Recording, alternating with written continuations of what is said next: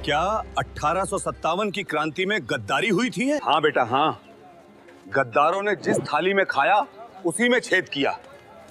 Hello दोस्तों, मैं हूं भगत सिंह। दोस्तों, इतिहास की किताबों में पढ़ाया जा रहा होगा कि अंग्रेजों की फौज बहुत ताकतवर थी, उनके पास आधुनिक हथियार थे। बकवास, सरासर झूठ।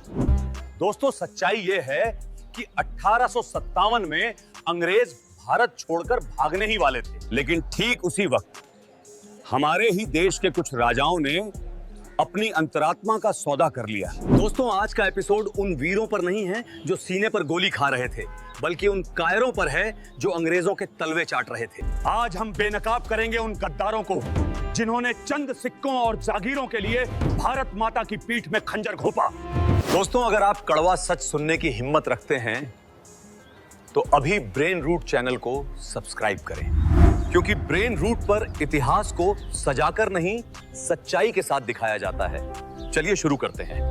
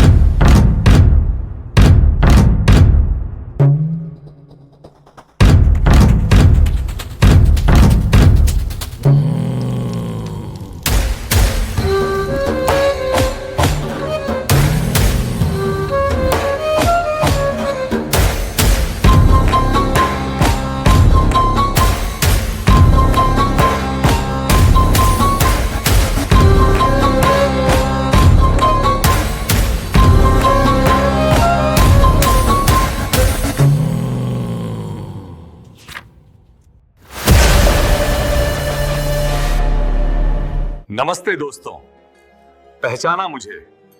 मैं ग्वालियर का महाराजा जयाजी राव सिंधिया हूं। अरे मुझे ऐसे मत देखो। 1857 में जब रानी लक्ष्मीबाई मदद मांगने आई थी तो मैं क्या करता?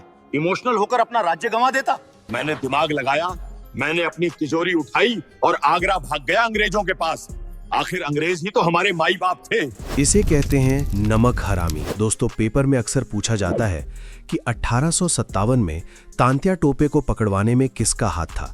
तो याद रखना, ये कोई अंग्रेज नहीं था, ये सिंधिया का ही सामंत मान सिंह था। जब रानी लक्ष्मीबाई को मदद की सबसे ज्यादा जरूरत थी, सिंधिया ने अपनी फौज अंग्रेजों को दे दी। जनरल ह्यू रोज ने खुद कहा था, अगर सिंधिया भी विद्रोह में शामिल हो जाता तो मुझे कल ही अपना बोरिया बिस्तर बांधना पड़ता। लेकिन सिंधिया ने आजादी से ज्यादा अपनी गद्दी को प्यारा समझा। बदले में अंग्रेजों ने इनकी छाती पर मेडल टांगे। थू है ऐसे मेडल पर। आदाब, मैं हूं हैदराबाद के निजाम का दीवान सालार जंग। लोग कहते हैं मैंने गद्दारी की।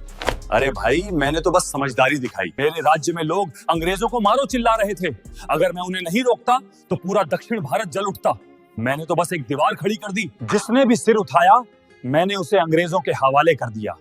इसे आप गद्दारी कहते हैं, मैं इसे पॉलिटिक्स कहता हूँ। अरे वाह, ये पॉलिटिक्स नहीं, इसे तलवे चाटना यानी बूट लिकिंग कहते हैं। दोस्तों, ये एक बहुत इंपॉर्टेंट पॉइंट है। 1857 की क्रांति दक्षिण भारत में क्यों नहीं फैली? जवाब है हैदराबाद का निजाम। इन्होंने अंग्रेजों के लिए ब्रेक वाटर का काम किया। क्रांतिकारियों को पनाह देना तो दूर, इन्होंने अपनी सेना अंग्रेजों की मदद के लिए भेज दी। अगर निजाम ने उस वक्त आंख भी दिखा दी होती तो अंग्रेजों का खेल खत्म था, लेकिन इन्होंने गुलामी चुनी।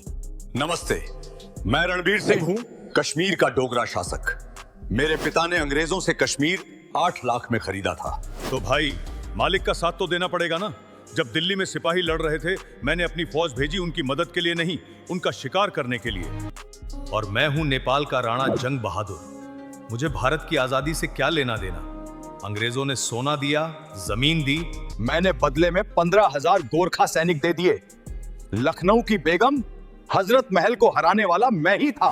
दोस्तों, ये सच खून खौलाने वाला है। जब दिल्ली और लखनऊ में हमारे क्रांतिकारी भूखे प्यासे लड़ रहे थे, तब कश्मीर और नेपाल की सेनाएं उन पर गोलियां बरसा रही थीं। इन्होंने 1857 को धर्म युद्ध नहीं, एक बिजनेस डील समझा। इन्होंने अपनी ही नस्ल का संहार यानी जेनोसाइड किया, सिर्फ इसलिए ताकि अंग्रेजों की कृपा बनी रहे। याद रखिएगा, अवध को दोबारा जीतने में अंग्रेजों की सबसे बड़ी मदद किसने की? नेपाल की सेना ने। ये सवाल कई बार एग्जाम्स में घुमाकर पूछा जाता है। जी, ये गवर सिपाही ये क्या देश चलाएंगे? हमें तो अंग्रेजों का राज चाहिए, उनका सूट बूट चाहिए। हमने तो मंदिरों में पूजा करवाई थी कि भगवान अंग्रेजों को जिता दे।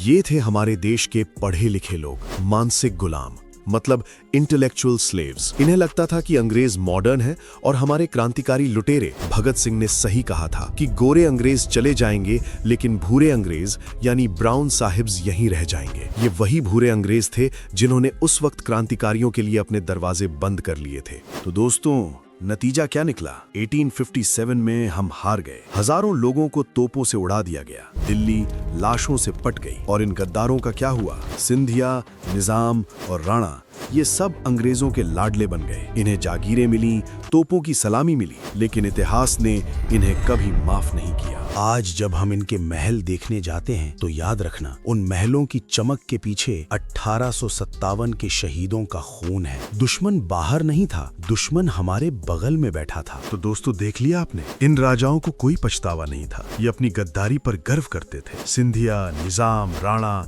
इन सब ने 1857 में अपनी तिजोरियां भर ली, लेकिन भारत के माथे पर 90 साल की गुलामी का कलंक लगा दिया। दोस्तों, ये कहानी यहाँ खत्म नहीं होती, क्योंकि अब शुरू होगी ऑर्गेनाइज्ड स्वतंत्रता संग्राम की कहानी। 1885 में भारतीय राष्ट्रीय कांग्रेस की स्थापना, 1920 में गांधी जी का असहयोग आंदोलन। ये सब हम देखेंगे अगले एपिसोड में। आपको हमारा ये एपिसोड कैसा लगा कमेंट्स में जरूर बताएं। आजकल आप कमेंट्स कम करते हैं। अगर आपका यही हाल रहा तो हम फिर से 1857 लेकर आ जाएंगे। चलिए मिलते हैं अगले एपिसोड में।